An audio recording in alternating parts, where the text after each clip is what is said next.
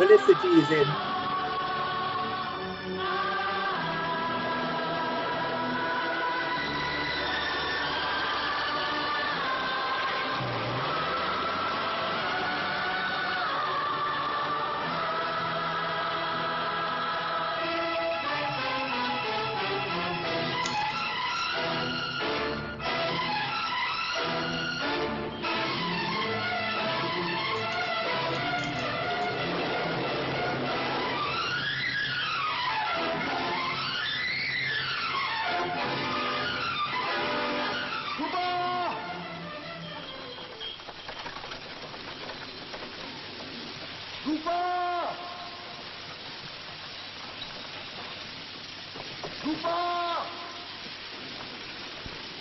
Vinabin, we can go live.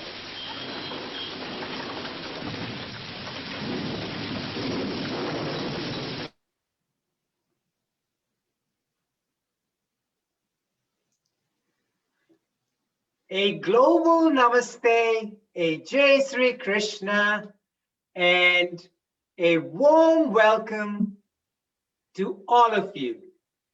Good afternoon, good evening, or a very good morning from whichever part of the globe you're joining us from today.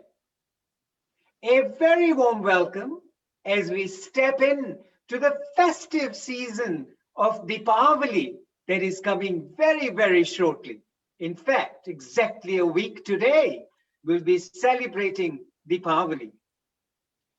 In honor of that, today we have the three most amazing speakers and very apt speakers talking about the Shakti, the Devi Swarups for this new season that's about to come.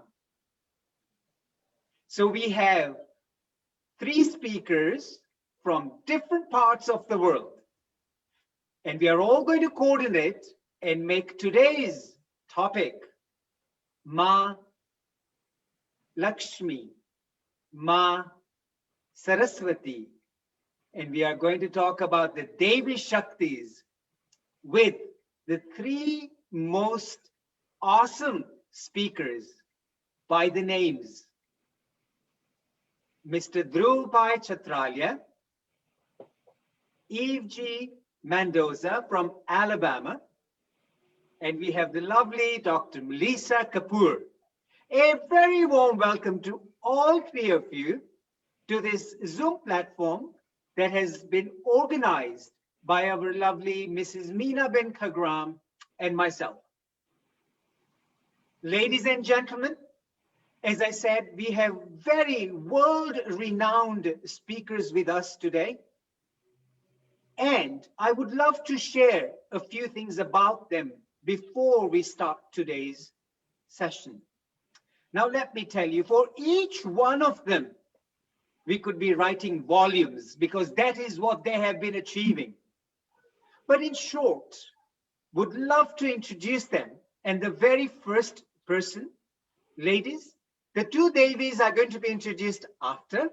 But today, I don't want to call him the Supreme Personality, but he is a great personality, Dhruv Chartelia. Ladies and gentlemen, before I start introducing him, I would, on behalf of the audience, which is global today, would love to, first of all, congratulate him on getting the most prestigious award last week. And this is the Queen's Honor Award, which is the BEM, the British Empire Medal. So even before I start introducing this super gentleman, Mr. Dhruv Chartelia, I would like to say a massive congratulations to you, Dhruv Bhai, for achieving such an accolade from the British Empire. Jambema, Jambo to all our viewers in Kenya, UK, India, and elsewhere. And thank you, Lalitji, for the warm welcome. I've known you for a number of years now, and I'm so delighted to be here online for our first ever Africa event with you, Meena ji, Harshila ji, Ellie, and the rest of the team. And delighted to be speaking here on the topic of the Devis and wishing all our viewers a very, very happy Diwali. I know people are celebrating in all sorts of different ways in the world under lockdowns and restrictions and so on, but Diwali must always be loud and lit. it would be a shame not to be celebrating this beautiful victory of light over darkness. And the Devis have such a big relevance to it. So happy Diwali to all our viewers and delighted to be here, Lalitji. Thank you very much. Thank you. Thank you. So ladies and gentlemen, I'd like to share a few things about this unique person over here. He is an international mergers and acquisitions lawyer at a global firm based in the city of London, author of 21 books on yoga, and he has given over 340 public talks of over 350 hours between them on yoga that are watched over in over 161 countries around the world, with over 400,000 views on YouTube and over 320,000 fans on Facebook. He has spoken on yoga at the British Army, at the Houses of Commons, Houses of Lords, Home Office, the Ministry of Defense, the Metropolitan Police, at the British Telecom, at the PricewaterhouseCoopers, Ernst & Young, at Nomura International Bank, Barclays Bank, Macquarie Bank Group, EDF Energy, at the State Bank of India, CMS Cameron McKenna, Mayor Brown, and several other organizations. Dhruv was presented with the Bharat Gaurav Award at a special ceremony in Delhi on the 8th of January in 2016 by the Indian federal and state government officials. Dhruv was also included in the Queen's New Year Honours List in 2020 for the award of Medal of the Order of the British Empire for his voluntary service to Hinduism and developing young people. What an inspiration Dhruv Chartelia is. A name that is known by most individuals, not just in London, but I would say globally. Dhruv bhai, we greatly welcome you and thank you for giving us your time. Next, I'm about to introduce to you Dr. Melissa Kapoor. Dr. Melissa Kapoor graduated from the University of Oxford in statistics applied to medical imaging. She now has an award-winning company developing novel technologies to help reduce the incidences of dementia. Since first stepping into the Indian soil, Melissa has felt a deep connection to India, to Bharat. Now married to an Indian and having become a Hindu, she is an Indophile who loves Hindu culture and has been pursuing her learning of ancient Vedic knowledge. Melissa takes great interest in understanding various aspects related to Bharat and Hinduism and expresses her views on social media as English Behan ke Dil Se. How nice. A very warm welcome, global namaste to you, Melissa ji, and a Jai Sri Krishna. Now, the third most amazing speaker we have with us is none other than Eve Mendoza from Alabama. Namaste, Eve. Eve Mendoza became a serious student of Jyotish Shastra over 20 years ago. In 1994, she met her first teacher who led her to the feet of Jyotish Shastra, more commonly known as Vedic astrology. She continued her studies in India, where she devoted the next 10 years to serving her teacher and assisting in the everyday maintenance of a charitable trust. Eve has also been instructed in the science of mantra. She returned from India in 2010 and has been offering her services ever since at the request of her teacher. Ladies and gentlemen, This is a very, very brief and a very short and a concise introduction to these three lovely people. As I said earlier, there are volumes that can be written about these three people, about the work that they do, about the inspiration they are, about the motivation they're giving to the new generation and to the public en masse. So, without further delay, I want to listen to them, and I'm sure you guys too. But we have to move the program a little bit further. And before we give them the platform to talk, we have the chairperson of today's organization, the Lohana community of Nakuru. I was going to say United Kingdom, but the Lohana community of Nakuru, actually, the chairperson, Mrs. Harshita Ben Karia, who will formally also welcome the guest speakers for today's Zoom session.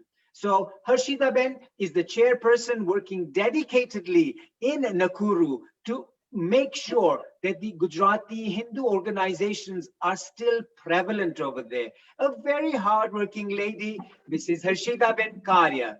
It's all yours, Harshita Ben. Thank you, Lalit Bhai. Jai Ambe, Jai Mataji. Good evening to everyone. Thank you to each and every one of you for being here with us today. I, Harshita Karia, chairperson of Lohana Mahajan Nakuru, welcome you all to today's Zoom meeting, where we look at the symbolism of Ma Kali, Ma Lakshmi, and Ma Saraswati. We have two young ladies, Miss Eve Mendoza and Miss Dr. Melissa Kapoor, along with a very talented man, Dr. Dhruv Chartelia. I would also like to thank you, Minaben Khagram and Lalitbhai Soda, for organizing this marvelous event. It couldn't have been possible without you and your hard work. Keep up the good work and looking forward to more meetings like this. Thank you. Over to you, Lalitbhai. Thank you, Harshita Ben. Thank you for a very warm welcome. Now, our guest speakers, Dhruv ji, Eve ji, and Melissa ji, this session does not move forward. It stops here unless we get a good push. And that push to this session comes from the Flamingo City of Mrs. Meena Ben Khagram. Till she gives us a green light, till she welcomes you all on board, we cannot fly. So Meena Ben is a lovely 75-year young lady who manages all the Zooming, and look, she's there. So she's going to do the formal welcome, and then we'll move on with the session. Meena Ben Khagram. Thank you, Lalit Bhai. I'll ask, this is the first time I'm having three guests at a time. So I will ask Ellie to hold this, and all three together, I'm going to do the tilak and chokha to all of you together, and Aarti. I'm doing this because you, all three, I call you Satyam, Sivam, Sundaram. And you can see behind, there is a third eye who is him. And yeah, my husband is here, so I will ask him to help me with the garland. That's for you, Dhruv.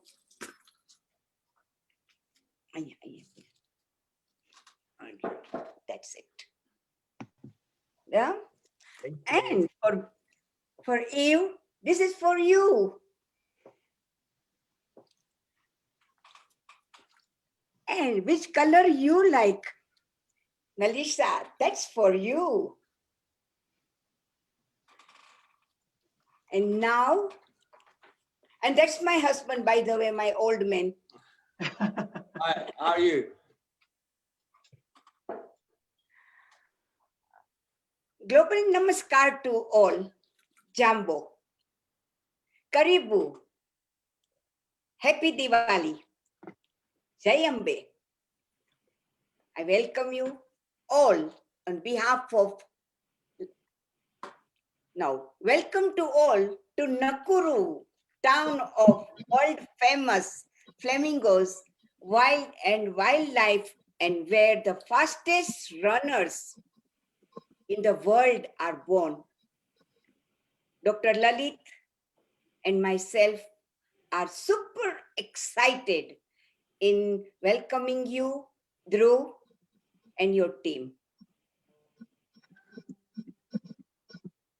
You are Satyam, Shivam, Sundaram.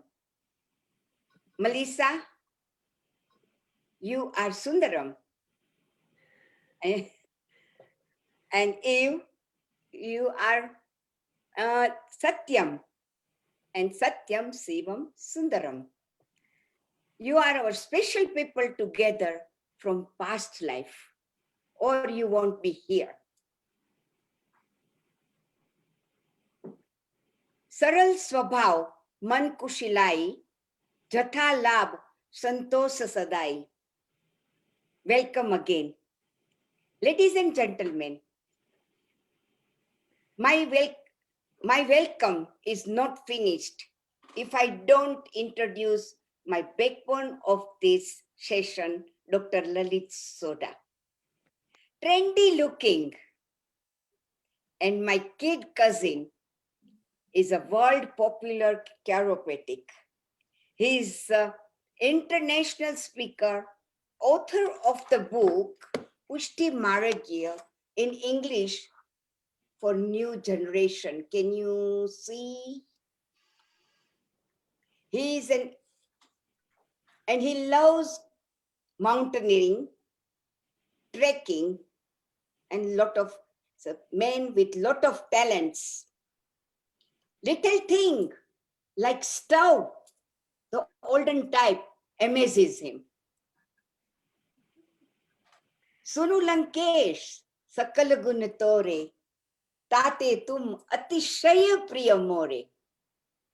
Back to you, Lalit Bhai.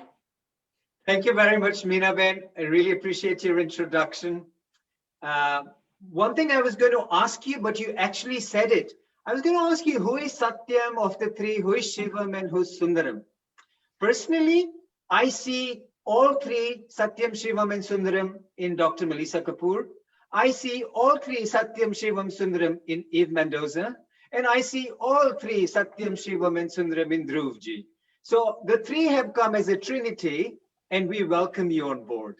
Without taking further time, let me say, while the conversation is going on and while we have introduced the speakers are giving their talk, ladies and gentlemen, if you have any questions that come up, please, please, please post them on the chat box. I will make sure that we will not let these speakers go unless they answer the questions. So promote them on the chat box, just put them in. I'll make sure that I've got the chat box open, and so that we can entertain your questions as they come along. Now, the very first speaker, none other than our Dr. Melissa Kapoor. Melissa ji, welcome. A global namaste and a Jai Sri Krishna to you. Namaste. Namaste to everybody.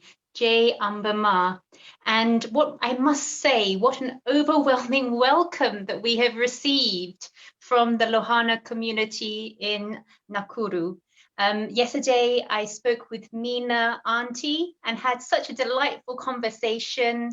I then received such a beautiful and sweet message from Dr. Sodhaji, a personalized message, and the very gracious and kind and sweet introductions just now is quite overwhelming. So thank you very much for inviting us. Okay, so what I'll be doing the next sort of 15 minutes is talking about two forms of the Shakti that are very close to my heart. And of course, all forms of Shakti are close to my heart. You know, Ma Lakshmi, Ma Saraswati, I identify with them when I am doing some intellectual work, when I am looking after the household, when I am, you know, dressing up for any occasion, when I am looking after my family. But when I am focusing on the work that I do, particularly for Hinduism, which is to be spreading the truth and trying to undo any injustices that are being inflicted on India and particularly Hindus through social media, as English Behen Kadil say. I feel I identify very strongly then with Ma Durga and Ma Kali. And I will talk about both because they are often worshipped together, and there are similarities in the characteristics, the qualities of the two that I will talk about in combination today. So yes, Ma Durga and Ma Kali. I resonate with them when I feel the need to be strong, fierce, and a warrioress. And these are actually very feminine aspects that perhaps people don't recognize. And that is because the Western lens has positioned women in a certain way as meek and mild throughout history. I mean, fortunately, women are sort of breaking out of that mold in the West, but in Bharat, in Hinduism, women have always been very empowered and very strong. So there is this difference in approach to or understanding of the feminine between India, Bharat, Hinduism, and the West. And it's been such a journey for me, such an empowering journey in becoming a Hindu to realize this strength and courage. Because when there are situations in life where we need to be fierce and we need to be courageous, then that's exactly what we should be. We shouldn't hold back because we feel, no, that's not a feminine way to be. And ultimately, if you think about it, what is a more fierce person than, for example, a mother protecting her children in any species, not just in humans? So it is a very feminine characteristic to be fierce, to be protective, to be courageous. So Ma Durga, it means invincible, impassable. She is the remover of obstacles, the goddess of war, strength, and protection. She rides a tiger with weapons in her hands. But she is this balance between strength and courage and fierceness, and also calm and beauty, because at the same time she is very beautifully dressed, wearing beautiful jewelry. We then contrast that slightly with Ma Kali.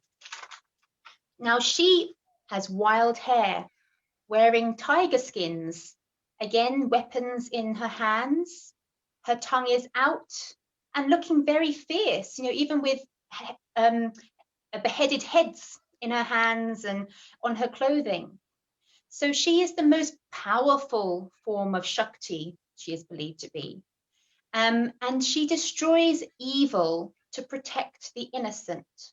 And yes, she may appear perhaps a bit scary, but ultimately many believe her to be actually the kindest and the most loving form of the Shakti, despite her appearance. Because if you think about it, the person who is willing to go out and protect with such ferocity with her weapons, to be beheading people, that is actually the strongest type of protector. She's protecting the innocent, the people, the ones that she loves. So what Ma Kali really is so empowering is because she helps to take us beyond fear, to take that first step onto the spiritual path. She gives us that courage to draw upon whatever intense love or intense emotion we are feeling. That means that we are compelled to feel that we need to act to protect a person, an innocent person perhaps, or a child, or something that you love. It could be your country, it doesn't have to be a person. She helps to give you that courage, take you across that first step and onto then beyond onto your spiritual path. And in many ways, because if you think of what she's wearing and how she looks, she's doing this in such a a mental state of complete absorption, intense absorption in this emotion, that she's not really caring what she looks like. And that just, again, feeds into that portrayal, that image of Ma Kali being so intensely committed to protecting whatever it is that she's needing to protect, that she doesn't care what others think of her. Now, Ma Kali, she transcends time. And you can imagine when you are so committed to an act, perhaps because something you love very dearly is under threat, time does kind of stand still to you. So Ma Kali, she transcends time, and she is known as the devourer of time. She often is depicted with 3 eyes that represent, looking to the past, to the present, and to the future. Now, both Ma Kali and Ma Durga are obviously forms of Ma Parvati. She is the consort of Bhagwan Shiva. And as we all know, Lord Shiva, Bhagwan Shiva, can't exist without his consort, without the Shakti, and vice versa. Lord Shiva is the consciousness, and the Shakti is the energy or power to that consciousness. Kali also means, dark. It transcends nature. It transcends the material world. It transcends all material qualities.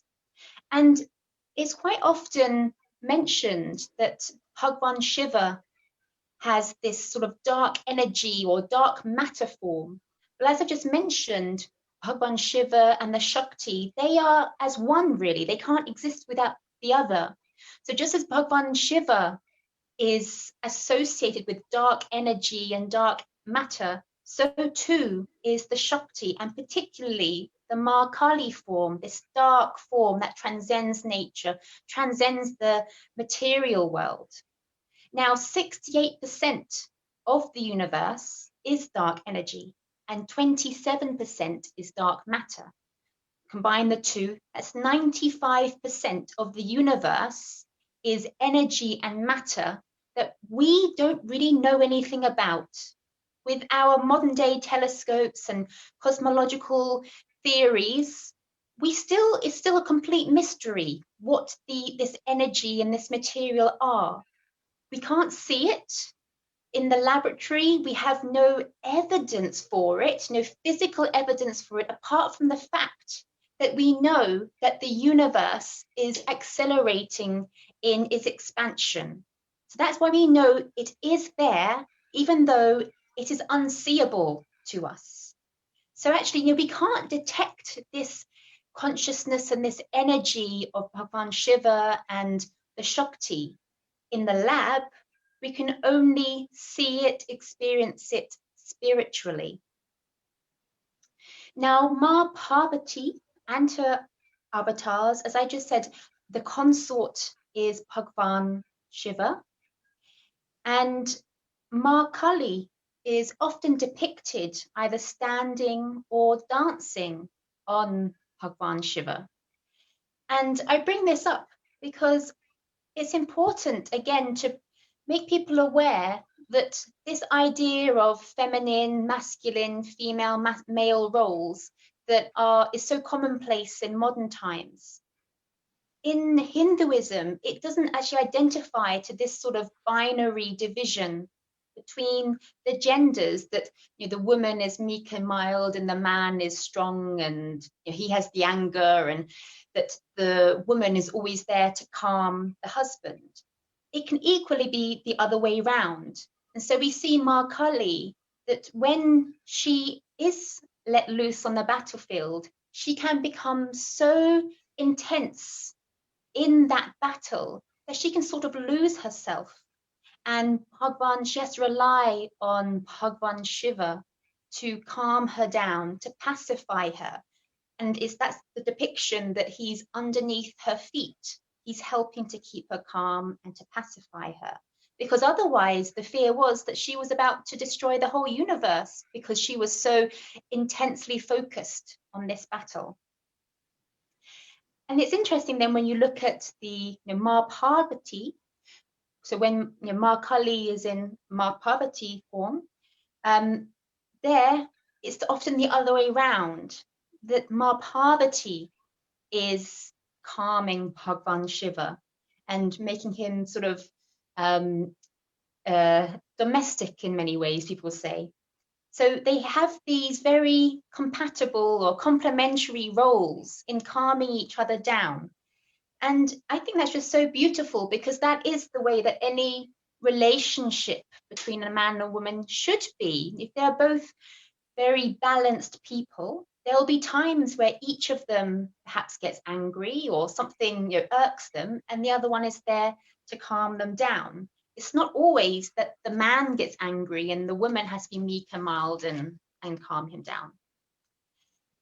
So Hinduism, it sees the masculine and feminine as a spectrum of characteristics, where any of a male or a female can experience anger, and then the female or the male can calm the other down.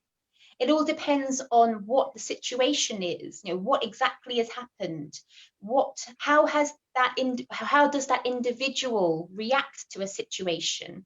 Because as we know, every individual is unique, and a good way to think about things is to think, well, we each have our intrinsic dosha, our own sort of classification for the type of person we are when it comes to the sorts of illnesses that we are predisposed to have, the sorts of diets that are best suited to each of us.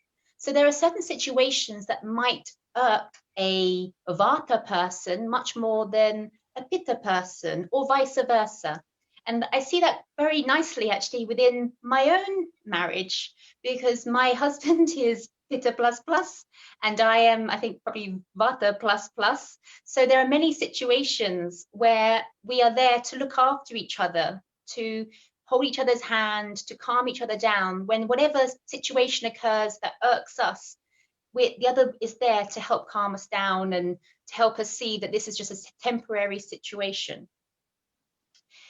Now, as I mentioned, it's quite a Western lens to see the male and the female and the masculine and feminine as very binary things. But there have obviously been times where men in India, in Bharat, have also underestimated the power of women. And that then I come back to Ma Durga, where we see that the Asura, Mahishasura, he asks first for a boon to not be killed by any man or any deva, but he forgets women. It doesn't even cross his mind that he could be defeated by a woman. So he doesn't ask for it. And then what happens, of course, Ma Durga comes and she defeats him. So he underestimates the women. Similarly, when we look at Ma Kali, she is in multiple battles, defeating Asuras, Chanda Masura, Munda Masura, and Raktabija Asura. And Raktabija Masura, Asura, he has this ability to reproduce himself, to almost like produce clones. When he is hurt and bleeding, every time blood drops to the ground, it creates a clone of himself. So Ma Kali, what does she do? She sucks out his blood so that he cannot keep reproducing herself. Coming back to that idea of she doesn't care how she's looking. She is just so focused on completing her task. So sucking the blood out of this Asura is nothing to her. If that is what she needs to do to fulfill her task, that is what she will do. Now, Ma Kali, she appears to the Pandavas in their dreams just before they go onto the battlefield. And then when they are on the battlefield and they are fighting Dronacharya's son, Ashwatthamaji, again, she appears to them, giving them courage to fight. Because ultimately, they are being faced with this horrendous situation where they're having to fight their own family members. But she reminds them, gives them courage that this is the karmic thing to do. This is what they need to do to restore karma. Similarly, Bhagwan Ram does puja to Ma Durga before the battle with Ravan. So we see in all these instances, devas doing puja to the Shakti, and the most fierce warriors in Bharat's history doing puja to the Shakti and drawing strength and courage from her. And even in modern day times, the Indian army, many of its regiments, their war cries are Durga Mata Ki Jai or Kali Mata Ki Jai. So it just goes to show that men across the world have underestimated women, particularly in the West throughout history. But there has always been this sense, particularly within Bharat and Hinduism, where women are not just meek and mild and beautiful and intelligent and beautiful musicians and all these wonderful things, but they are also warrioresses and courageous and fiercely protective, and from whom men can seek strength and courage to themselves then become strong and courageous. I mean, which other religion or society has that model? It's really very remarkable, and it's one of the reasons why I love Hinduism so much. And I'm really grateful to Hinduism for empowering me to be stronger, to be more courageous. And as I said, I use it particularly to speak out for India and Hinduism, and to right any injustices that are spoken about India and Hinduism. Dhanyavad. Oh my God, that was powerful, Dr. Melissa. That was so interesting. I already have some questions that are going to come up to you in a short while. I have absolutely, like I would think, the audience has enjoyed listening to you. I thoroughly have enjoyed it. So, but so that we don't disrupt the talks, we'll continue with the talks first and then get all the questions towards the end. I hope that's okay with you. Good. Thank you so much. We move on to our super gentleman, Mr. Dhruv Chartelia, who's going to be sharing the secrets of his knowledge today. And I would like the audience to be in a little bit of a suspense in that as to what Devi is our Dhruv Bhai going to talk about. So here, the floor goes all to Dhruv Bhai Chartelia. It's all yours for the next 15 minutes. Let us know what you're going to talk about.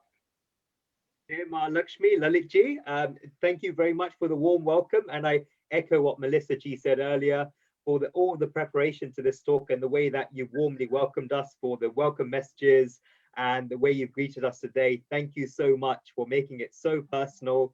Thank you for all the details you put in. And thank you for the love you've given us, which has been really overwhelming, as Melissa ji said. And I'm here to talk about love and Ma Lakshmi, who is the personification of love. And before I do that, I'd like to say, Melissa ji, that it was the most brilliant speech, one of the best speeches I have ever heard. And to speak on just 15 minutes on Ma Kali is such a big challenge, but I don't think anyone could have given a better speech than you had. From the bottom of my heart, not just me, I'm receiving so many messages on my phone about how brilliant a speaker you are. And what touched me was the perfection with which you delivered it, and also the fact that you spoke from experience as a courageous and brave woman who inspires so many, including men like myself, to defend and protect our dharma. Like, it has touched my heart so much, and I'm so proud of you. So thank you very much for that. And once Ma Kali has destroyed these bad qualities in our dharma, it comes a time where you build the virtuous qualities in oneself, which comes from Ma Lakshmi, which is what I'm going to be speaking about. And the most prominent mantra of Ma Lakshmi is the Sri Suktam, which is basically the formula for the invitation, the creation, the preservation, and cultivation of Ma Lakshmi, which is wealth. And the Sri Suktam is a formula from the Vedas, in particular the Rig Veda, and it's an appendix to the Rig Veda, and it's been around for thousands of years as a proven formula. So we all know that Ma Lakshmi is a goddess of wealth, prosperity, and fertility. And there's two types of fertility. The first is agrarian fertility, which is fertility of the land. The second is fertility to give birth to children, which we call feminine fertility. So Ma Lakshmi is the goddess of this. And Ma Lakshmi is a personification of all the auspicious and royal qualities. So whenever you speak about Ma Lakshmi, there'll always be royalty, there'll be purity, there's these auspiciousness. And the description of Ma Lakshmi in the Sri Suktam include Gaja Lakshmi, which is the goddess Lakshmi surrounded by elephants. So what does the Lakshmi that come to us be like? It said in the Sri Suktam, Dama Ava Jata Vedo Lakshmim Anabad Paraminim. So it says, O Lord Fire, invoke for me the Lakshmi that does not go away. And further, Ashwapurvam Rathamadhyam Hastinada Pranodinim.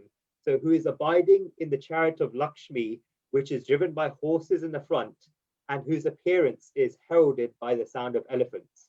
So you've all seen a picture of Ma Lakshmi. There's auspicious symbols such as, firstly, the lotus flower. She always appears seated on the lotus flower, and she's always worshipped with lotus flowers. Secondly, you always see the elephants with Ma Lakshmi. So in ancient India, there were many ways to measure the wealth of a person.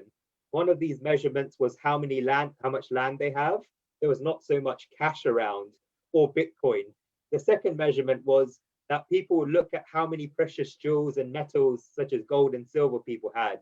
But the third most extremely important measurement was how many animals they had. So they had animal wealth. So people would see how many cows they had, horses, elephants. And those people who had elephants were regarded as extremely wealthy. So that's why elephants are associated with Ma Lakshmi. So Lakshmi Ji is regarded as the bringer of fame and abundance. Lakshmi Ji is, of course, material wealth. And one should never have a negative attitude towards material wealth, especially when I speak to the Lohana community. The Western influence has come upon us that we've begun having a negative attitude towards wealth. But Indian culture worships wealth in the form of Ma Lakshmi.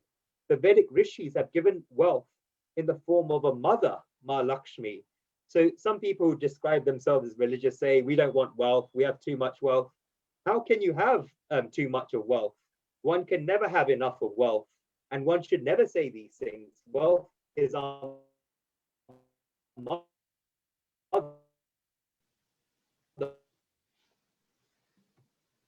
Dhruv bhai, I believe your bandwidth seems to be a bit low, so maybe. Okay. Great. Is that better? That's better. Okay, perfect. Sorry. Yeah, so we should learn to adore wealth and also to learn to adore those with wealth. You may have worshipped at the Tirupati Balaji temple in South India. We popularly call it the Tirupati Balaji, but its actual name is Venkateshwar.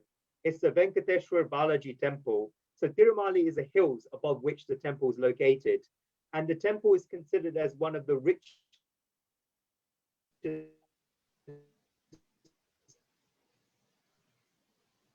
situated on the Sri Yantra. So the summit of the temple is in the form of the Sri Yantra, which is worshipped there. And there's a place for the goddess Lakshmi at the heart of Bhagwan Tirupati Balaji. So if you're fortunate and the priests of the temple have the feelings towards you, then the worship ceremony, when it's taking place during daybreak, then the sandalwood paste that's applied at the feet of Tirupati Balaji sometimes comes out in the print in the form of Ma Lakshmi. It doesn't happen every day, but sometimes it comes. That's because the sandalwood paste sometimes dries, but when it comes out in its totality, then a print in the form of Ma Lakshmi comes. So Lakshmi Ji is an embodiment of love from which devotion flows. If we look at it from a spiritual perspective, then Lakshmi Ji is a form of love. Lakshmi Ji is the embodiment of love, and it's only through love that bhakti becomes manifest. In the first two verses of the Bhakti Sutra, Naraji says, Atato Bhaktim Vyasyam Ava Saraswatim Parama Prema Swaswarupa Amruta Rupacha. So now, therefore, we shall expound devotion. It is the nature of the highest love for the divine and of the nature of immortal bliss. So the phrase Parama Prem, the highest love, is used, and Ma Lakshmi is this love. That's why people say there should be this love in the family, and there's no greater wealth than that, where kind of the husband has love towards the wife has love towards the husband, the parents have love towards the children, and the children love the parents. And when we sometimes see there's 3 or 4 generations in a family that are living together with love, then it feels as if true prosperity has manifested there. I always believe is wealth is measured by the amount of things you have in life that money cannot buy, and that is true Lakshmi.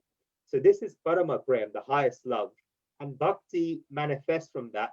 And through this Bhakti, in the form of Ma Lakshmi, the individual being can attain the supreme being in the form of Bhagwan Vishnu.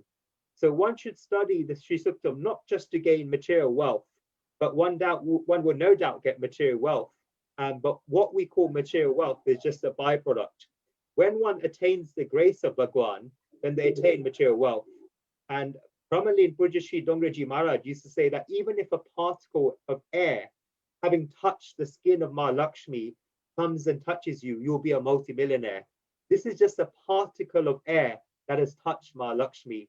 Now, if Ma Lakshmi ji herself arrives at your house, then think about what could happen. And this is Ma Lakshmi ji's grace. By chanting the Sri Suktam, a lot of peace, happiness, and prosperity comes to the family. And a person who chants it gets shown to him the path to attain a lot of spiritual progress. One gets that discipline in life. And after chanting the Sri Suktam, a lot of radiance is manifested on a person's face, the tejas, and it brings about general well-being. And if you look at it even deeper from a spiritual perspective, then Ma Lakshmi is a personification of the spiritual energy which is within us and the universe, known as Kundalini. In the paths of yoga and tantra, the Kundalini energy is called Ma Lakshmi, and she resides in Vaikunt, the abode of Lord Vishnu. What is Vaikunt? People mistake Vaikunt for Swarg. Some people regard them as the same, and people of different sects use the terms Vaikunt, the abode of Lord Vishnu, Swarg, Golok, Akshardham, so on. No, all of these are different. Vaikunt is the supreme. There can never be an abode greater than Vaikunt. The other abodes, such as Swarg, are ultimately still part of the material world. They are within the material universe, but Vaikunt is purely spiritual, eternal, self-illuminating. And Vaikunt, where the supreme being Lord Vishnu resides, is where Ma Lakshmi also resides as Lakshmi Narayan. So imagine how divine Ma Lakshmi is to reside in Vaikunt. So the goddess Lakshmi is a spiritual feminine energy of the supreme being. And she's described in Sanskrit and Hindi languages as Param Prakriti, the supreme energy. So she purifies a person's spiritual life, makes a person powerful, and makes them rise. That is why Lakshmi ji is regarded as the goddess of prosperity.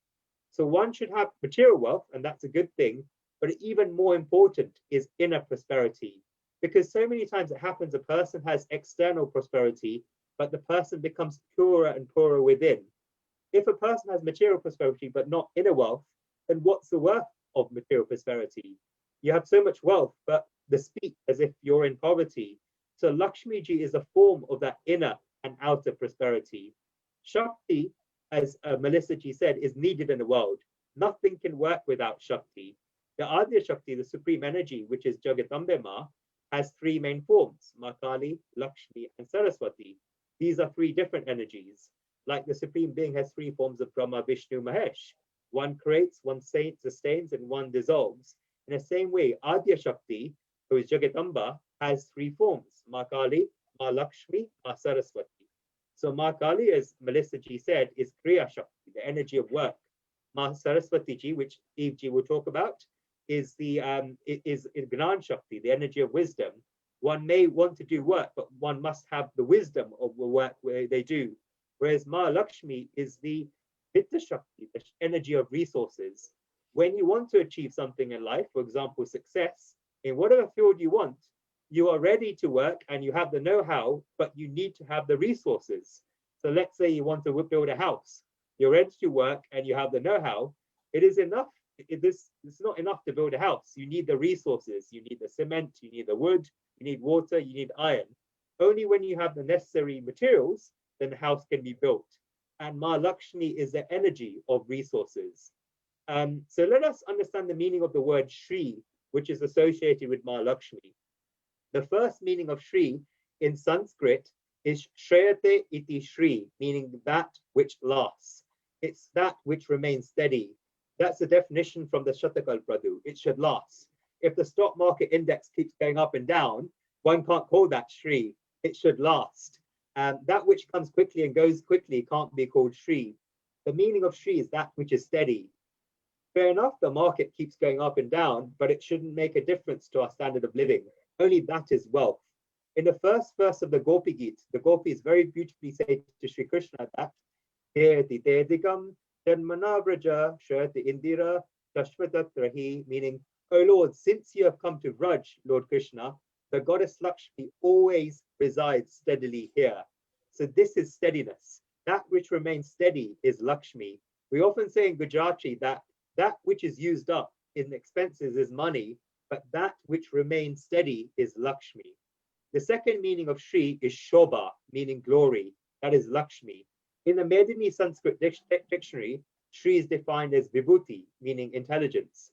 In the Dharana dictionary, Shri means Adhikar, meaning worthiness, Prabha, light, and Kirti, fame. According to the Shabda Ratna dictionary, the meaning of Shri is Vriddhi, meaning advancement, and Siddhi, meaning success. And in front of which words is the Shri placed? There's a tradition in India of putting Shri before someone's name. The scriptures say, Devam, Gurum, Gurushtanam, Kshetram, Kshetra, Nivedada, Siddham, Siddha, Adhikara Shri, Purvam, Samudare. Meaning the word Shri is placed in front of the following persons: the Devas, the Guru's seat, the sacred places of pilgrimage, the Devas in the high places of pilgrimage, people who have attained Siddhi, spiritual powers, and those who are worthy of attaining Siddhi, spiritual powers. We make a mistake where we put Shri in front of someone's name who's passed away, but that is not the right place to place Shri. It's only for those persons listed. So the word Shri is placed in front of the gods. For example, Shri Ram, Shri Krishna is placed in front of the Guru. For example, the word Puja Shri is used before Guru's name. The word Shri is placed before the name of the Guru's seat, before places of pilgrimage like Shri Vrindavan Dham or Shri Haridwar. And the Devas of the places of pilgrimage, people who have attained Siddhis, and those who are worthy of attaining Siddhis. So three things are very important for Lakshmi: creation, growth, and protection. We need to create Lakshmi, we need to protect Lakshmi so that we can have, or we need to grow the wealth as well, which also leads to prosperity. Just like nature has three forms of creation, maintenance, and destruction, in the same way, wealth has these three forms. Brahma is the god of creation, the symbol of Rajas. Vishnu is the god of maintenance and Sattva, and Mahesh is the god of dissolving and Tamas, because he destroys ignorance and inactivity.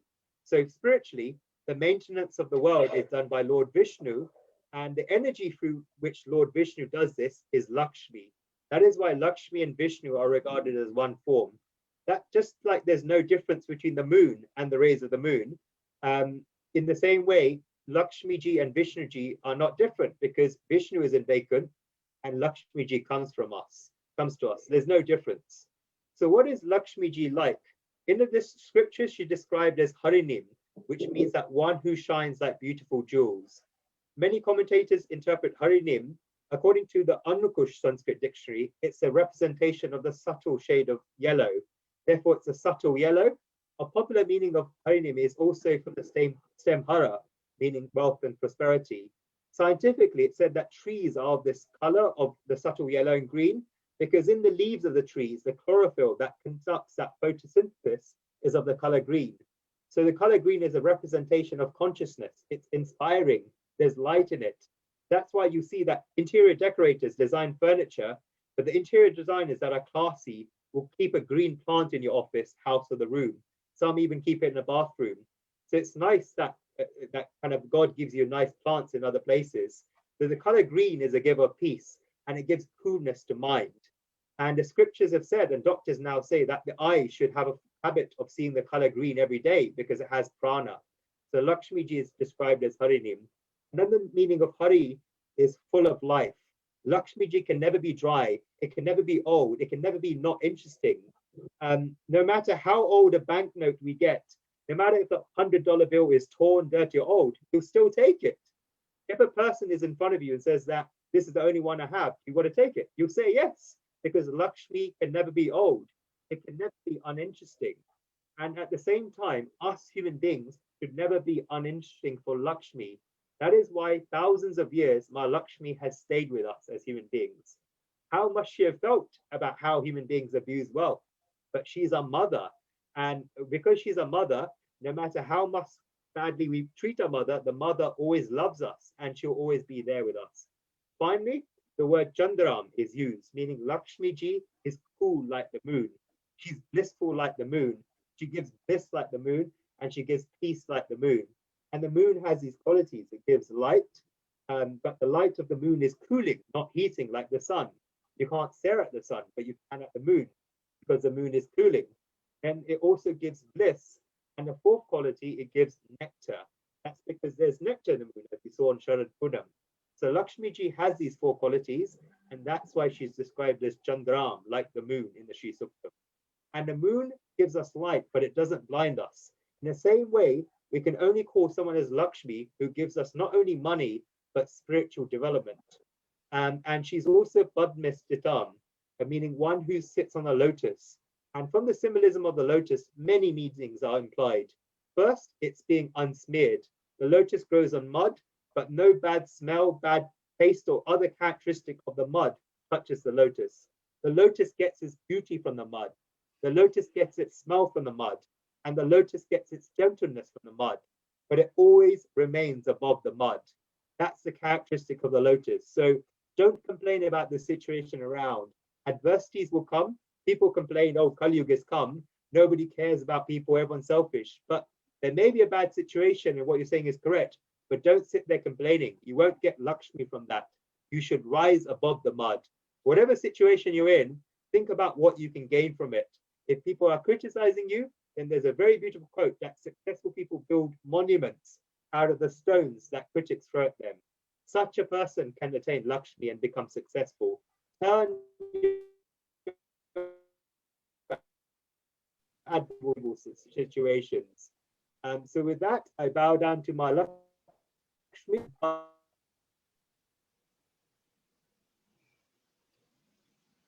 Dhruvji, well timed. I think there is a little bit of an internet issue there.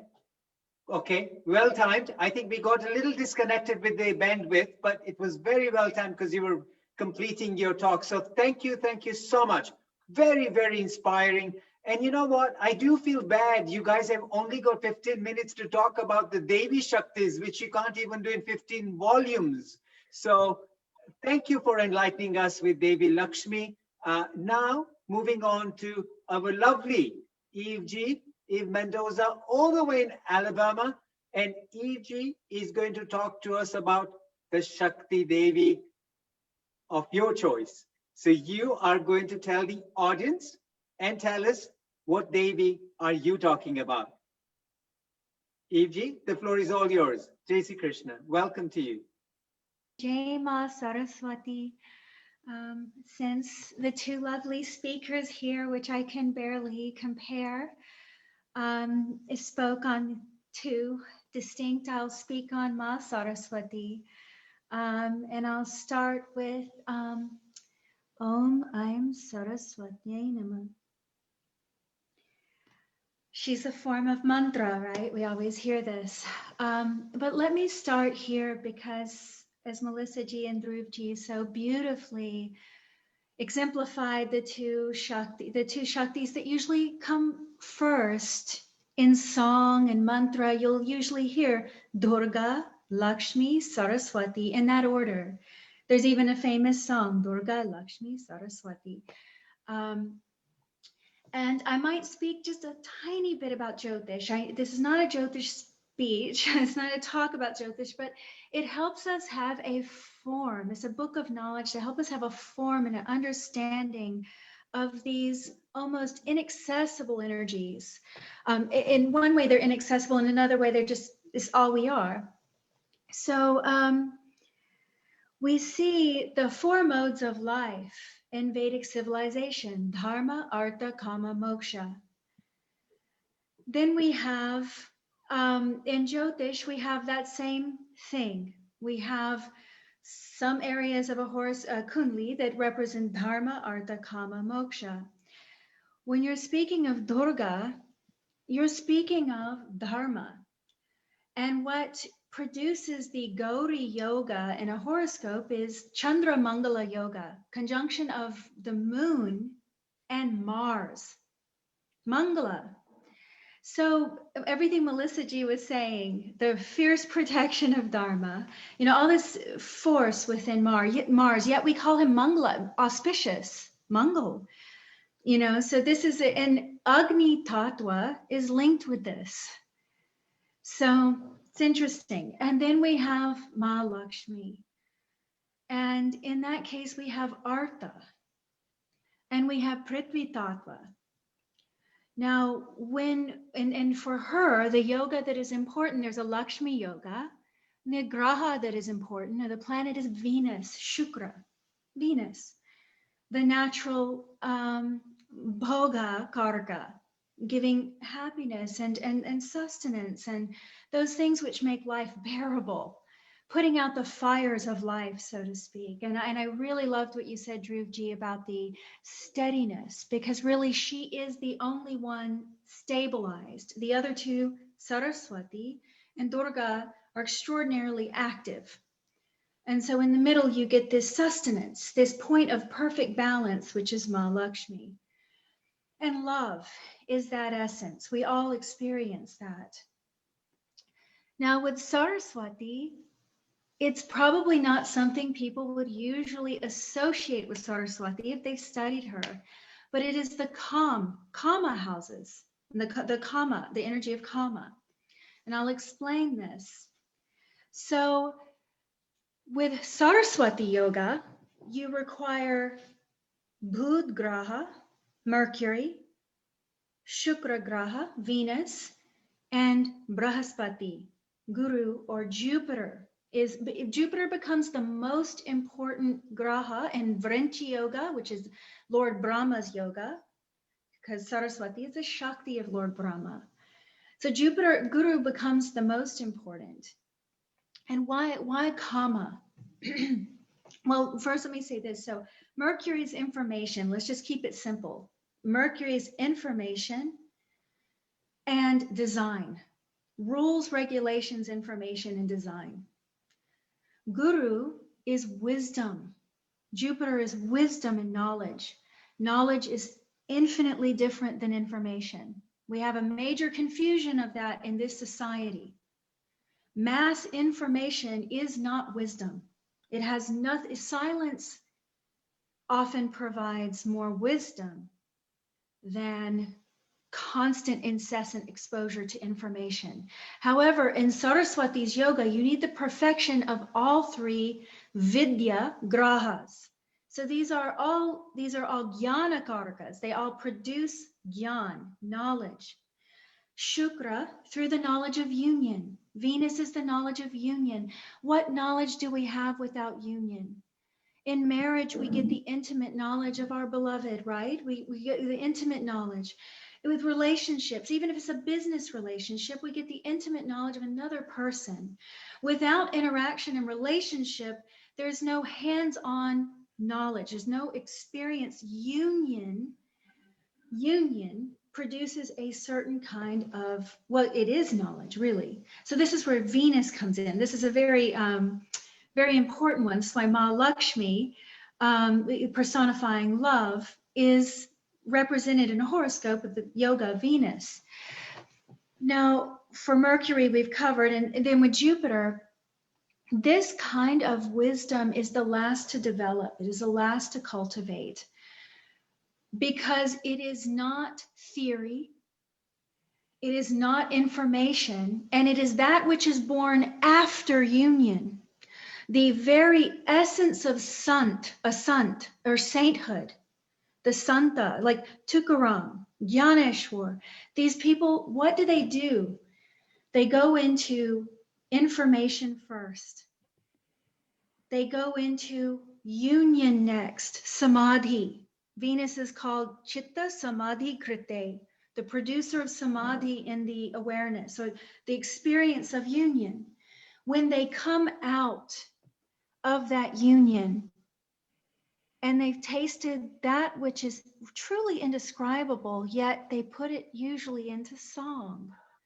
Here's where calm comes in, kama. We vilify this word in Vedic culture sometimes because of all the spiritual thought. We're supposed to overcome calm, desire.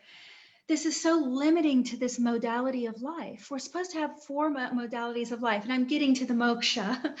But kama is the third for a reason. When the sant comes out of the state of union and he's or she is motivated, that force, that music that is moving through them, the hopes, aspiration, desires of the world are kama. But also the desire, that desire of Bhagwan. Let's see, you could even say Lord Brahma in his most pure essence, the seed. Mother Saraswati takes it and she weaves language and song and affects us, mesmerizes us, and draws us back. She draws us back into our original nature, moksha. Without calm, you would never have union with anything. You would never be motivated to do anything. You would have no movement. You would have no form. You would have nothing would happen. So this powerful force of kama is what, when we hear a singer singing a haunting song that draws us into the cave of our heart, into our most intimate space, sometimes we gain more wisdom from that moment than we do reading a book. Yet Saraswati is all the definitions of knowledge. So this is why all 3 jnana grahas are important for Saraswati yoga. For Maha Saraswati yoga, they need to be in very specific positions. And it once again involves the would you say the exaltation or the lifting up of Brihaspati or Guru. So Guru, the sant, right? The saint. Now, with this, I just want to say that when we look at Shakti, in general, we often hear Rupa, right? We hear Shakti Rupa, Bhakti Rupa, Shanti Rupa. We hear, in Saraswati's, Agastya Muni's beautiful mantras to Saraswati, if anyone knows them, you see she's called Jnana Vijnana Rupaye. So Jnana itself, just the essence, Vijnana, the specified forms of Jnana, Swarupaye, she's naturally just the form of that. Now, why form with Shakti? Why the word Rupa? If you look at what a female's body does, we take the essence, a seed, and we give it form. We give it life. We protect it, as Melissa G says. We grow it and sustain it like Ma Lakshmi.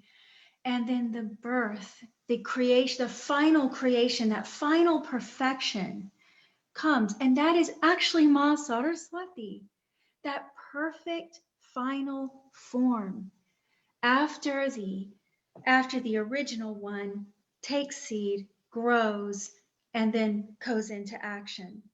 And without that, there's no liberation. There's no moksha. So in Jyotish, we have the moksha houses, which 4, 8, and 12, for those of you who know any Jyotish, and those are Jala Tattva. So Kam is actually Vayu Tattva. So Kama, so here we have Saraswati very much linked with prana, with Vayu. And this makes a lot of sense if you think of Lord Brahma, because if he is the essence of the sound, remember the female energy is to take the essence and to give it form. If Brahma is the essence of the sound, Saraswati takes that and gives it movement. She gives it life. She weaves it into all the beautiful languages that we speak. She is literally our own voice, internal and external. She is our ability to draw sounds as well, right? To speak and articulate sounds. This is often something that I feel we take for granted. The power, the absolute sheer influence of sound. And this is where kama comes. There's almost nothing compared to music. Almost nothing. It is one of the most sublime things. So you see Ma Saraswati holding a veena. It is the vibration of the universe. Science has long discovered that everything in this universe is held together by vibration. So it's also said with Saraswati, she's one of the rare Devis in her mantras. Once I'm going to go back to Agastya Muni, where he says, Saraswati namastubhyam, Sarvadevi namo nama. I believe it's followed by Sora Sora Sevita Para Pankaja. Okay, yes, Sora Sora Sevita. So the Soras or Devas and the Asuras or Daityas, these are two different, very different forces, right? The so-called gods and demons. This is a very poor, English does a horrible job with Sanskrit. Demons and gods, this is a very bad way to understand this. Yet for simplicity's sake, let's just take it. So the gods and the demons serve at the feet, her lotus feet. She is, when we have wisdom, we are no longer divided. Wisdom is not divisive. Information is divisive. Information is divisive. And sometimes when we're caught up in a battle, we don't see the seeds of divisiveness that we may sow. However, we may have to fight that battle to protect Dharma. So this is why the grahas that deal with Dharma and Jyotish are divisive. But they have a purpose and they're very important, and we must do that. Then to create peace after that battle is won, we need the Jala Tattva, and we also need the Prithvi, we need the stabilization, we need the abundance, we need the period of peace and equilibrium. And after that, we can all come together. This is Saraswati. She does not get involved in divisiveness. There are stories of great saints from almost any religion. These saints of any religion, if you take them, many of them, they won't sow divisiveness. You even hear, I usually talk about the great sons of Vedic culture. You hear things like Saint Francis, though, of Assisi. He goes to the Muslims and no one hurts him. No one hurts him. He's so filled with just the love and truth of whatever he's accessed. He doesn't inspire the harm, the divisiveness that someone else may inspire. Gyaneshwar, Sant Gyaneshwar, if anyone knows his life, he was ridiculed in his community. These sants have to go through trials and tribulations. They are met with such ferocious opposition sometimes. But it is Ma Saraswati in them that comes on their tongue, sits on their tongue, right? We pray for Ma Saraswati to sit on our tongue. She sits on their tongue, and when they speak, even the enemy puts down their arms and hears. That is wisdom.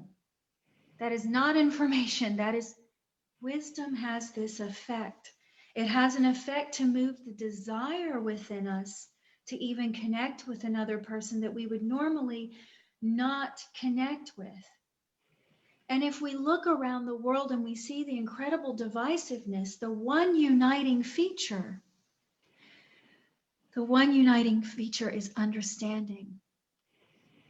So even if we have to fight a battle, in the end, we will have to come to the depth of wisdom that will create peace, which I will close with about the story that Sage Narada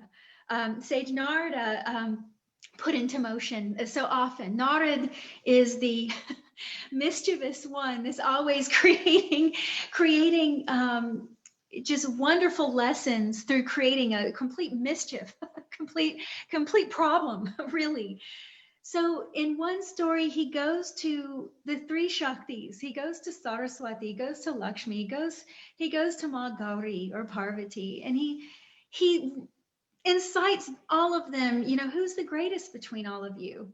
Incites their ego, as you were, their sense of self.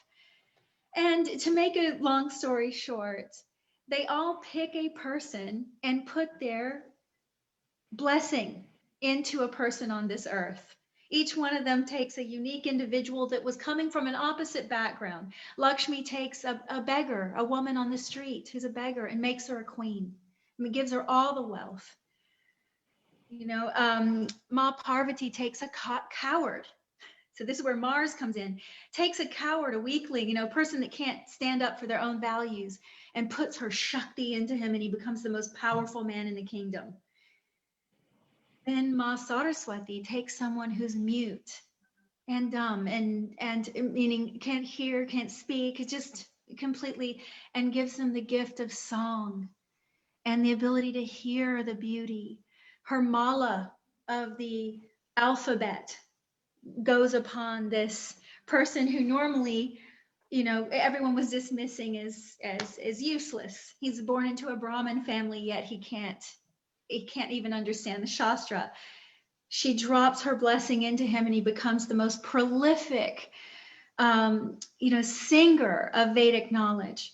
So by the end of this story, the three of these have created such chaos with trying to prove who's best. Eventually, power, Gauri, and wealth and power unite.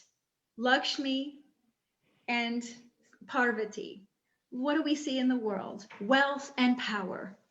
They unite and they seek to own the knowledge.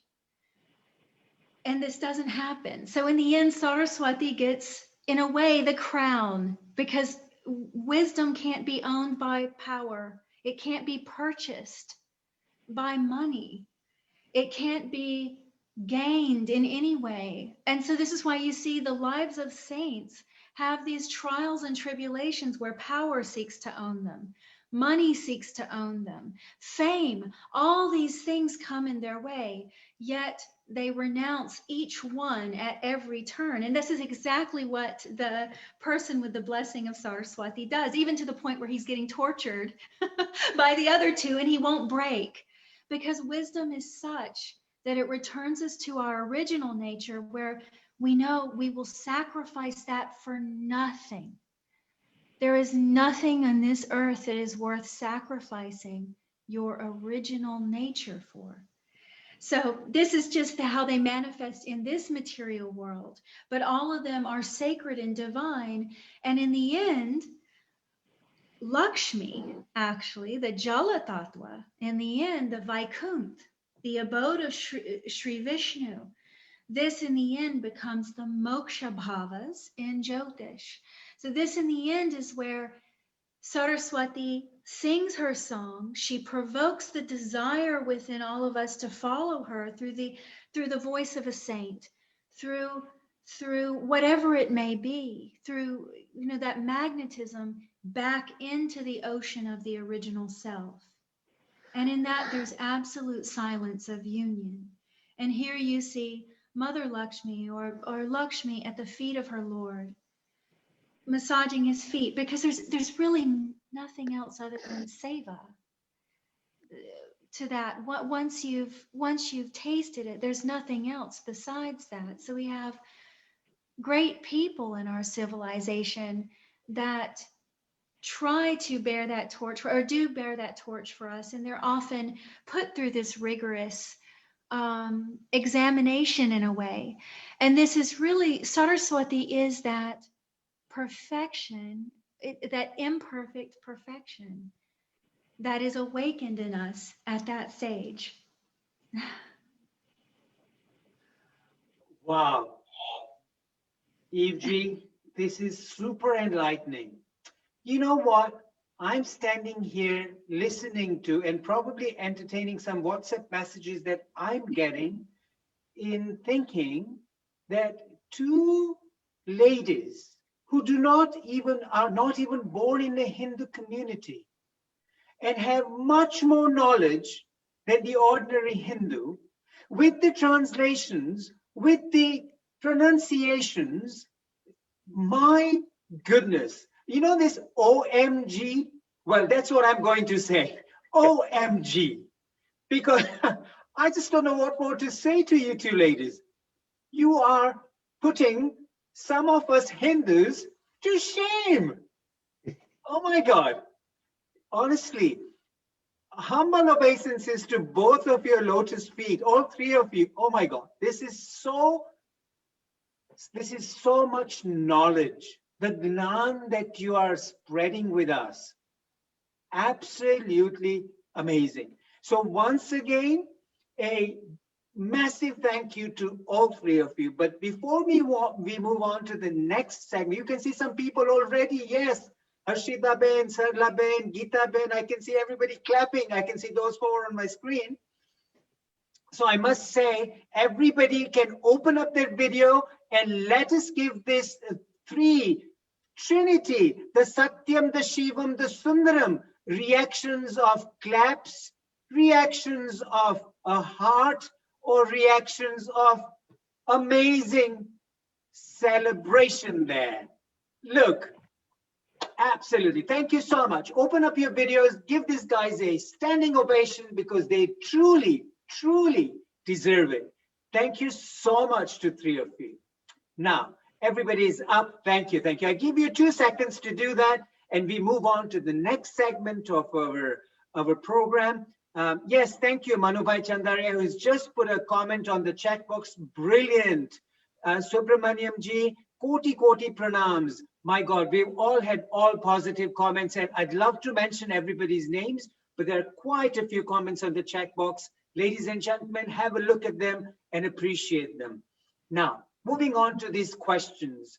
I'm going to have some questions randomly picked for all three of you. I hope that's okay. Yes? Good. Melissa ji, I have a question for you. Yeah? What drove you to Devi worship? What was it that was really attractive to you? Excellent question, Dr. Sodhaji. So, to be honest, my Ishta Dev is Hanumanji. So every day in my mandir, I now sing Hanuman Chalisa, now that I know it off by heart. And it is Saturday today, which is a Hanumanji day. Absolutely. And obviously we have other murtis in our mandir, including Ma Durga, and we do arti to all of the murtis. And during Navratri, we obviously give special significance to the Ma Durga murti.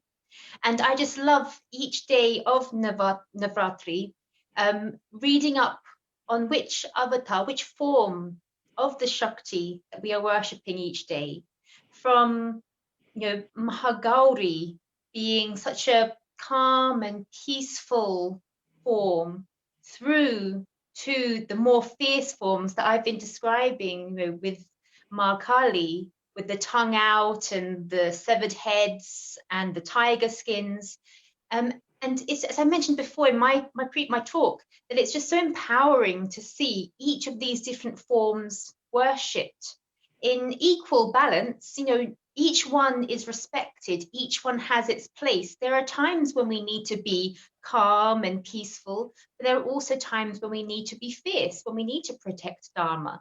And so I really look forward to Navratri, understanding the different forms each day and then chanting the mantra to each of those different forms. My husband and I, we sit together and chant those mantras. And it's just, as I said before, as a woman, it's so empowering being a Hindu. Very, very apt answer. Thank you so much for that. Eve ji, a question coming to you. How would the Devis relate to the Mother Earth, to Bhumi Devi? Wow, I'm not sure I'm qualified to answer that. I'll do my best. they are active in all of the gunas, the qualities. So whenever Shakti is present, movement and form is present. Now, if you're speaking of earth as nature, you know, this person may be asking about nature in essence. Shakti is Prakriti, okay, the original nature of everything, okay? And you see this in the earth. The earth exemplifies Shakti. The earth takes a seed, right, in her fertile soil and grows it into a form. From that, she creates, preserves, and destroys, absorbs back within herself. And you also see this character, you also see this exemplified in Devi's various personalities, as Melissa G was saying, how the benevolent to the fierce or ferocious. Everything in nature has every one of us is actually her face. So that's all of the animals, the trees. You know, Vedic civilization is the only one to really acknowledge the evolving levels of awareness in all things, consciousness in all things. There's consciousness in a stone. You shouldn't interfere with it. We don't know the effects of making something like cement, of crushing a stone before its natural death. You know, Vedic culture is the only one to acknowledge maybe we shouldn't be ripping down trees. I mean, the ancient Druids knew this, but you know, for the most, they lost. And there's people that even say the word Druid came from Dravidian. You know, the Dravidian. So I mean, a lot of it's Mother India. We need to really understand that India is Mata for us all on this earth. It's the heart. I mean, you can't actually debate it at this point. It's not a divisive point of view that I have. It's anyone who does research and they're objective. They're going to land at this point that India is the heart. It is the womb. It gave birth. It's just from everywhere. So this civilization is the one that says, okay, you know, the tree also has consciousness. I mean, every thing has life. It is a living universe. So this is the easiest answer, that Earth is Ma. However, it's Ma in all of her sleeping and waking forms.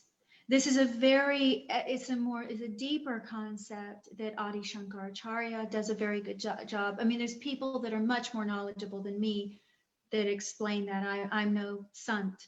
I can talk and run my mouth about it, but I'm not.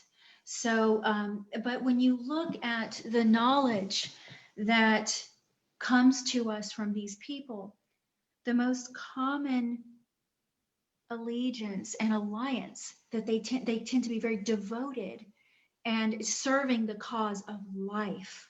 And that is a saint in a way also is like Ganapati serving his mother.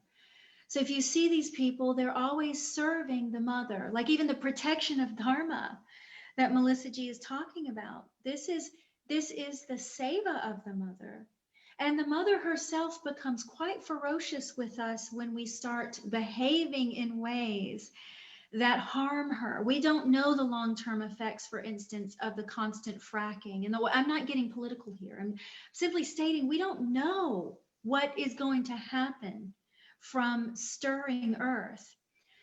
And so if you look at earth, also, if you look at Bhumi, the woman's body is an exact replica of Bhumi. The woman's body does everything that Bhumi does. Our cycle, our fertility cycle follows the moon. Every woman knows that. And doctors know that. They tell you, they have you track your cycle on the moon. There's fertility studies with exposing women to moonlight and balancing their hormones. These are all legit studies. The 27 to 30 day cycle of the moon, it's somewhere, you know, the 29.5 cycle. Then the earth has a renewal cycle also of 29 years. The topsoil, all of that. So just as the earth takes a seed and grows it, Shakti takes the seed or the essence of the Deva, meaning Brahma for Saraswati, Vishnu for Lakshmi, Shiva for Maghori.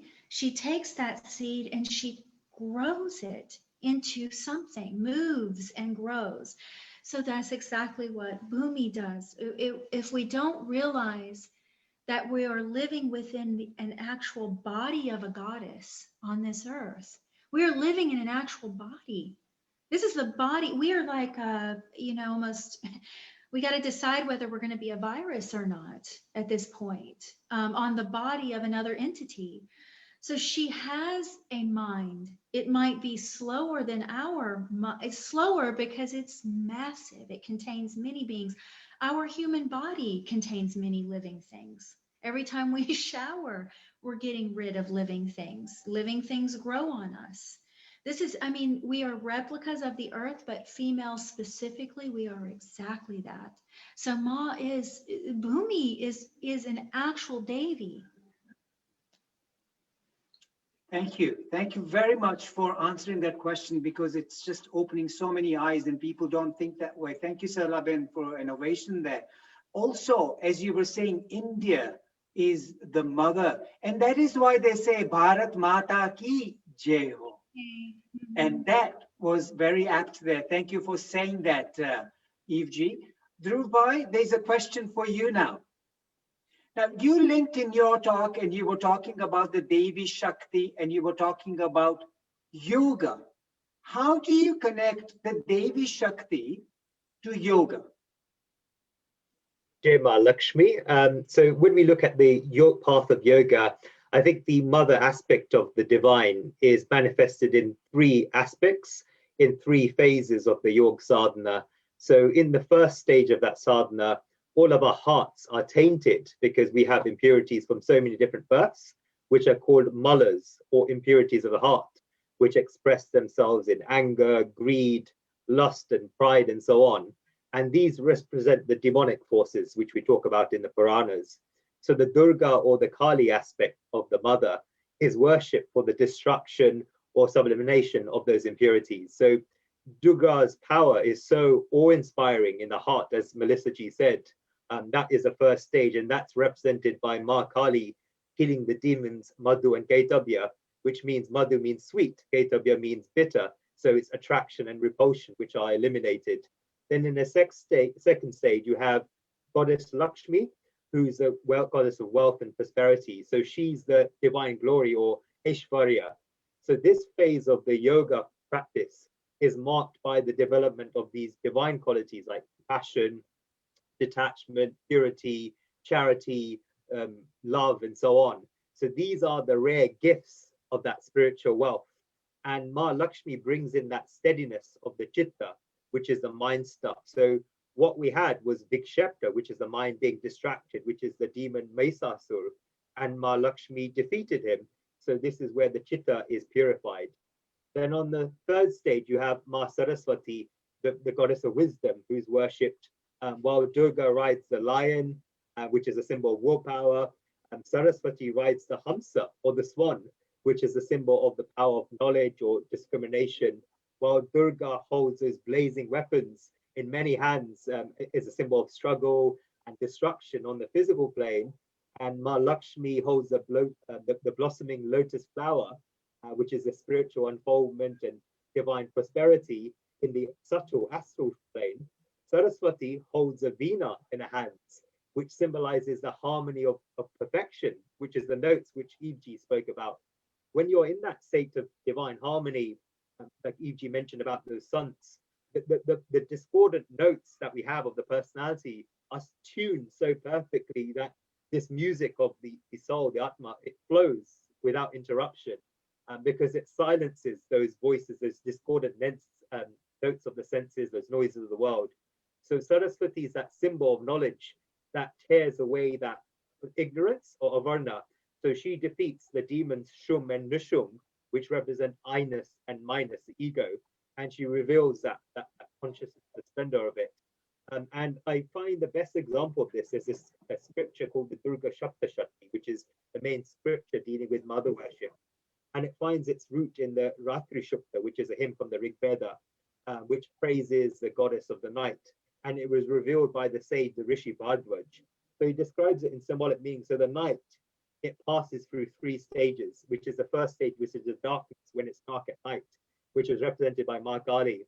Then it moves towards the dawn, where the clouds become rich and they have beautiful colors, which is Ma Lakshmi. And then the dawn comes, it brings the sunrise, which is represented by Saraswati. So the deity of the night, which leads us to the sunrise, it then vanishes from the view as if she herself has been merged into that light of the sun.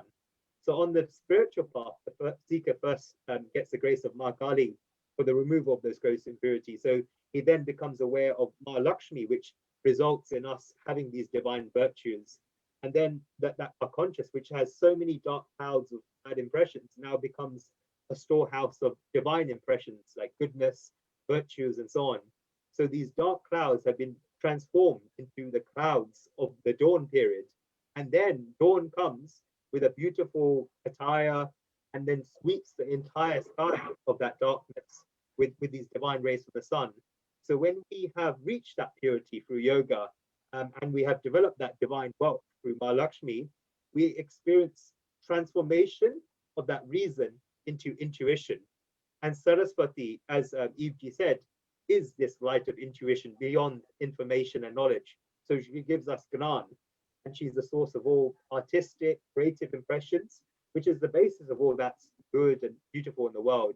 And then at the end, the dawn disappears, and the sun, which is the absolute self or Brahman, shines. It illuminates everything. So the goddess, which has removed those impurities in the form of Ma Kali, has given us the clothing of wealth, of divine virtues of Ma Lakshmi, then leading us to the intuition vision of Ma Saraswati, then merges herself to Brahman, which is the absolute self. So I'd say that those are like the step-by-step stages of yoga. Excellent. Thank you for an in-depth explanation. That's very, very kind. Thank you. We are fast approaching time, so we have several other questions that have been coming in, but due to the respect to time, we will move on to the next segment. But before we move on, very briefly, there's a question that has come up on the chat box that from Mr. Subramaniam, just requesting, please suggest books for reading on Devi worshipping. Any quick suggestions, Dhruv bhai? I'll ask you one and one to each one of you. Absolutely. There's I learned all my Shakti Upasana from various sources. My own guru, Pujya Amarshi Jetwa, he sadly passed away in 2014, but he had the direct connection with Shakti. He taught me the Shakti Upasana, which can't be taught in any books, because books can sometimes confuse, but the divine experience and knowledge that comes from the Shakti Upasana is most powerful. But if you want to get the knowledge, most of my knowledge on Shakti have come from certain sources. I'd recommend Swami Jyotirmayananda. He's one of the direct disciples of Swami Sivananda. In fact, the last surviving disciple of Swami Sivananda. He's written a book called the Devi Mahatmya, which is a kind of a commentary on the Durga Shapta Shakti, which explains the yogic process. He belongs to the Yoga Research Foundation. I would also recommend David Frawley. He's also known as Vamdev Shastri. He's written a most beautiful book. Evji is most knowledge on this, on the Das Mahavidya, which are the 10 kind of forms of the goddess. And he's written an incredibly beautiful book, which describes the tantric path, the path of Tantra, all the misconceptions about it, how it's related to Devis. It's an incredible book, which I'd recommend to everyone. If you want just the pure translations, Melissa G's husband actually recommended this to me. He's an author who's written the Mahabharata, but Vivek Debroy has written the translation of the Markandeya Purana, just a word-by-word English translation. If you just want the story, that is quite a good translation as well. I'd recommend those as my favorite 3 sources. We do a number of talks and sessions at Sham, including on like the Sri Suktam. There's various teachers. Bhupendra Bhai Pandya, he's very good in terms of the Sri Suktam, the shlokas of the Sri Suktam. If you want to learn about Ma Lakshmi, I'd say those are the main ones. But Melissa G, Eve G, if you know any others, feel free to chip in. Okay, I'm just going to request Melissa G. Melissa G, would you have a recommendation? Dhruv Bhai is so much more well-read than I. I'm sure the recommendations he's made are the absolute best that will be out there. Perfect. And Eve G, how about yourself? Any recommendations you would I I make? agree with Dhruv Ji. I think for me personally, my teacher Veer Singh, actually, he would recommend everything's in the name, everything's in the devotion. And so I would go straight to Shastra. But then you also do need some kind of understanding of Sanskrit for this, or you can get very confused. Absolutely. So maybe some of those names, Dhruv Bhai, that you have actually mentioned, and given time, if we can update that on either Facebook or on the chat box, I'm sure Mr. Subramaniam would like to hear more about it, so he can directly connect. Because as the program comes to an end, in fact, while we are here, we can put some chat box links to how the audience can actually connect with each one of you, if that's okay with you. And also, I would request the audience to look at the Facebook pages for Dhruv Chartelia, Eve Mendoza, and Melissa Kapoor, and get connected with them. And I'm sure if you message them, they will message you back and guide you along the right path. So once again, we'll say the chat box will get some details on it. So if you're on the chat box, do that, or an update on the Facebook pages. Thank you. Moving on to the next segment. This is where we go through what we call a rapid fire round. And a rapid fire round is going to be just very specific questions asked and a very short one word or a short statement, which shouldn't go any more than 30 seconds because otherwise it loses the charm of the rapid fire round. So I'm going to ask each one of you, and I will start with one person and then carry on the 5 questions with them, and then move to the next person and carry on with the 5 questions with them, and then the third person. So Dr. Melissa, out of the hat, your name comes out first. So my first question to you, Dr. Melissa, with the rapid fire round is Diwali. Crackers. Quite controversial. In modern day life. Sorry, say that again. Repeat. Sorry. Yeah, role of a woman in modern times. Complete is the single word I'll use. Complete. Yeah. Sure. The most superior of the Devi Shaktis.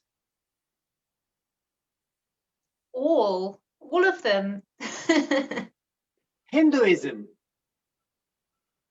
The answer to a sustainable world, a peaceful world, and it's the culture, the religion, the thought process, the philosophy that the whole world should be following.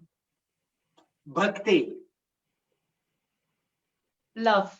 And for me, Hanumanji especially. Dasya Bhakti. Very nice. Thank you very much, Dr. Melissa. Wonderful answers. We love them. Next goes to Eve G. Eve, a quick question. Vedic science. Quick question. I'm not known for that. Amongst my many flaws, Vedic science, life. Devi Shakti. Once again, life. It's tied into the same thing, right? But energy. Absolutely. That I would say the energy that moves everything. Prana. Ah, that's a nice one. Mother Earth or Bhumi Devi? Our mother, our foundation. That which is to Yeah. be protected. Mhm. Sorry. India. Mata. Adi Mata. Vegetarian diet. It's a tricky one. It's very important. It's important to understand why. And it's important for anyone discussing it with anyone to be properly educated on it so that it's not a divisive topic and it's not presented as blind faith, because it's a very important thing for our world to understand. Absolutely. Thank you for those answers once again, Eve G. Very wonderful answers and very inspiring too. Thank you. Dhruv Bhai, I purposely left you to the last. The Nari Shakti comes first because even Krishna is controlled by Radhaji's energy. So we've got the two lovely Devis who have given their answers. You go to the first question for you, Dhruv Bhai, is Bhagavad Gita. Answers to all my questions.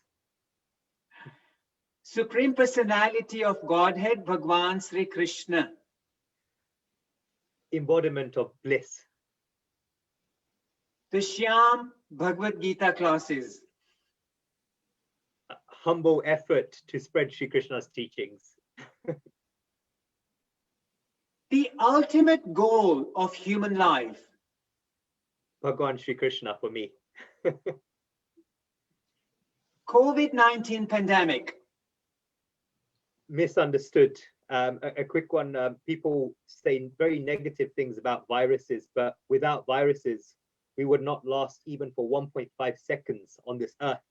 It's because of a chemical reaction that happens with viruses, is how oxygen is actually produced and how oxygen spreads in the world between the reactions between viruses and bacteria. So misunderstood and part of a cleansing process.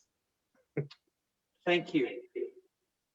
In the Bhagavad Gita, it's divided into three sections. There's Gnana Yoga, Bhakti Yoga, and Karma Yoga. Of the three, they're all very important. Which is the most important? I'd say all of them. Like you have a car. If you want to drive a car, you need 4 wheels. If the car has only 3 wheels, if you 2 wheels, you won't. We're getting a little bit of a wavelength connection issue.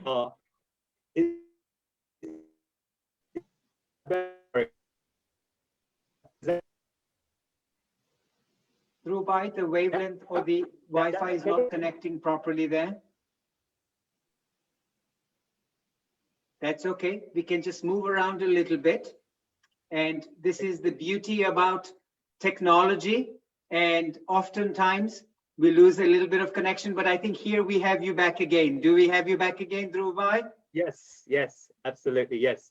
Just to answer that question, so when you're driving a car, if you have 1 wheel, you won't be able to drive the car properly. You need all 4 wheels. So to go towards the path of yoga, which the Bhagavad Gita is, you need the 4 yogas, the Karma Yoga, Bhakti Yoga, Gnana Yoga, and Raja Yoga, the meditation as well. Without either of them, you'll be lost in that path. So they're all very much interconnected. And as you move on one path, the other paths come along as well. And every human being is different in a sense that they find a different path to start upon, but eventually as they become more advanced, all 4 yogas apply to them. For me, it was bhakti. I had no knowledge for years. And then through the blessings of bhakti, knowledge came. So I found that bhakti was a good starting point for me, being a more emotional person, but also an intellectual person. The knowledge came afterwards. And from that, the karma yoga happened through devotion of Krishna to practice my karma and doing the advanced meditation. So it was step by step for me. There was a starting point, but there is an ending point involving all 4. Thank you very much for that. And last but not the least, you've given some wonderful answers there. And last but not the least question is a short statement on Mrs. Meena Ben Khagram. Is that from me? Yes, it's for you. Okay. One of the most beautiful ladies I've met, not just beautiful from the outside, but beautiful from the inside. One of the most charismatic ladies I have met. And obviously kind of Eve G spoke about the relationships, the unions we formed. Within my first conversation, I could speak with her for hours because she's just such a warm person to speak to. I felt like she's just like a member of my family, and that's the way she greeted with me. And I just felt like I could speak for her to hours about anything, not just spirituality, everything. And she's obviously a very, very warm and charismatic person. You asked me this, I'm going to assume that Amina Ben's asked this question of you, Lalitji, and I'd like to call you my dear brother. I've known you for a number of years. We were blessed to meet the Prime Minister of the UK together. I remember us holding each other's hands and navigating the crowds. But every time I've met you, you've always had this warm, lovely, bubbly personality about you. And even though we're not like in the same place because of COVID, you always have a special place in my heart. Not just the way warmly you greeted us today and the beautiful and kind and thoughtful things you said about us, but the preparation of this event. You were always there to answer our questions and made sure everything was organized to perfection.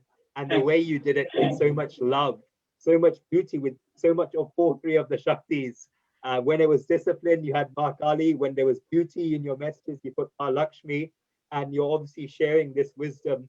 But without your hard work, Minaji's hard work, and Harshitaji's hard work, and Ellie as well behind the scenes, this would not have happened. And I'm so blessed and delighted to be here today. And exactly what you said about Eveji and Melissa G, I've spoken with them at a number of sessions. I felt that this was such a beautiful session, and exactly what you had said about them not being from Indian backgrounds. I'll tell you, in 10 years of doing events, I have not seen an Indian woman speak without a script. Every time I've spoken with Eveji and Melissa, they've always spoken without a script and spoken from the heart, spoken so passionately. And when I look for representations of the Devis, they are there in front of me. And I seek a lot of inspiration for them. And I'm so happy. And I was so excited to be here today with all of you. And I'm very blessed to be here. So thank you. Thank you very much. Thank you very much. And the last question goes to Melissa Ji. Melissa Ji, Dr. Lalit's rapid fire round. Oh, puts you on the spot, makes you think quickly. Thank you very much. Lovely to have you all on board. We've learned a lot. Please update on Facebook. There are some questions that have come up. Please update on the chat box if you may.